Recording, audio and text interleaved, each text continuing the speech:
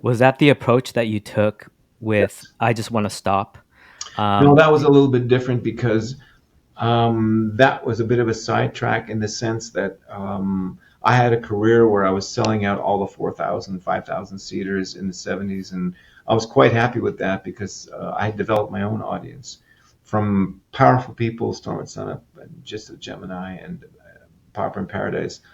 I considered myself to be pretty successful, but the reason why I thought I was successful is because I was doing exactly what I wanted to do.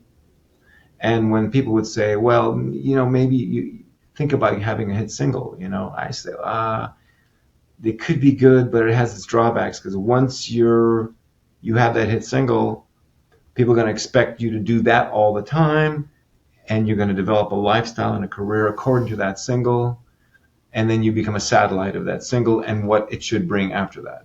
And so I resisted until Ross came to my house in '77, I think, and he played in its raw form. I Just Want to Stop.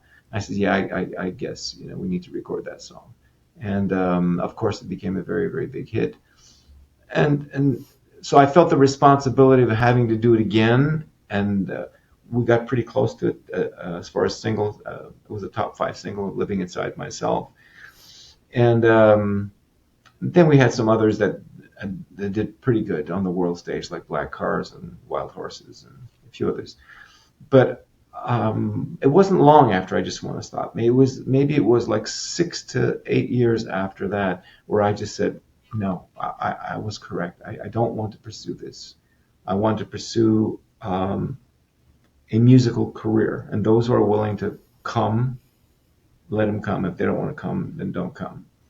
So that's one thing to think that way, to say that, but it's another thing you have to walk that talk so that you keep your expenses to where your living expenses are commensurate to what your dreams are, because you might have to go through some starvation periods, to get done what you want to get done. So you make sure, and that's the temptation a lot of artists go through. You have a big single, you get paid a lot of money and all that, and then you start living according to that, and then you find that you have to just pay those things. So you're doing the things you don't want to do. And so that's one of the reasons why I left LA and so on and so forth. But the great thing for me is that when I decided that I wasn't going to pursue a pop career, quote unquote, at least pop as people knew it in the 80s, 70s, and 80s, I pursued the music I wanted to do, and I got to work with some great people. I got to work with big orchestras. I learned how to orchestrate myself. I worked with symphony orchestras. I sang for the Pope. I did this. So I really broadened my horizons. If you're willing to stick with it, this is the spiritual aspect of it. If you're willing to stick with it and give your heart to it, and it's the correct thing for you to be doing, it just seems like the universe opens doors for you.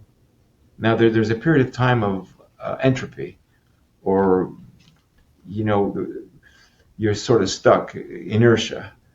Because you have a trajectory, you know where you're going, you sort of catch a wind, and that wind just takes you there. And then you find your gliding places that you always wanted to go. And you're always tempted, though, hmm.